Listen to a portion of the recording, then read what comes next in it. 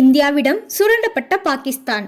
Pentagon முன்னாள் அதிகாரி வெளியிட்ட அதிர்ச்சி தகவல். தற்போதைய சூழலில் அமெரிக்கா மீண்டும் தீவிரவாத சிக்கல்களை ஊக்குவிக்க முயற்சிக்கிறது என்ற தகவல்கள் வெளியாகி வருகின்றன. இந்த சூழலை உருவாக்க முக்கியமான சூத்திரம் இந்தியா மேற்கொண்ட சித்தூர் ஆபரேஷன் என குறிப்பிடப்படுகிறது. இந்த ஆபரேஷன் மூலம் அமெரிக்காவின் மிகவும் சக்தி வாய்ந்த போர் விமானமான F-16 இந்தியாவின் தாக்குதலால் வீழ்த்தப்பட்டது என்ற தகவலால் சர்வதேச அளவில் பெரும் அதிர்ச்சி ஏற்பட்டுள்ளது.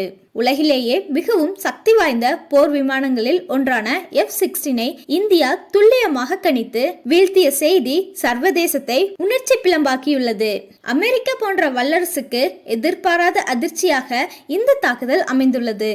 இந்தியா இவ்வளவாக வளர்ந்துவிட்டது என்ற உண்மையை பல நாடுகளுக்கு உணர்த்தப்பட்டதாகவே பார்க்கப்படுகிறது. இதை அமெரிக்கா எளிதில் ஏற்க முடியாமல் சிரமப்படுகின்றது.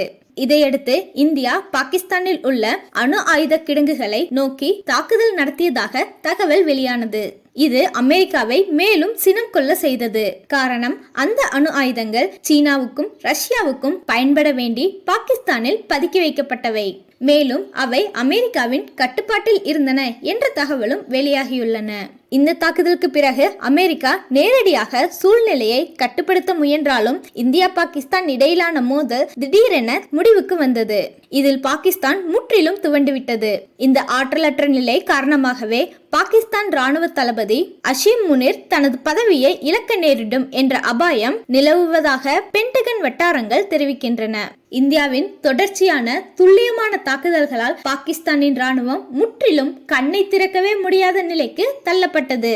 இந்த நெருக்கடியான சூழ்நிலையை தொடர்ந்து அமெரிக்காவின் முன்னாள் பாதுகாப்பு ஆலோசகரும் மூத்த ஆய்வாளருமான மைக்கேல் ரூபின் பாகிஸ்தான் ராணுவ தளபதி அஷீம் முனிர் அடுத்த சில மாதங்களில் தனது பதவியை காப்பாற்ற முடியும் என்ற நம்பிக்கை மிக சிறிதுதான் என கண்டனமாக கருத்து தெரிவித்துள்ளார். இந்த தாக்குதலில் பஹாவல்பூரில் உள்ள மர்கா சுப்ஹான் அல்லா, தைக்ரா கலான், சர்ஜால் கோட்லி, மர்கா ஷபாஸ், முஷாப்ராபாத் மற்றும் சைத்னா பிலால் முகாம்கள் இலக்கு ஆனது. இந்த முகாம்கள் அனைத்தும் தடை செய்யப்பட்ட லஷ்கர்-இ-தொப்பா பயங்கரவாத அமைப்பின் கட்டுப்பாட்டில் இருந்தவை.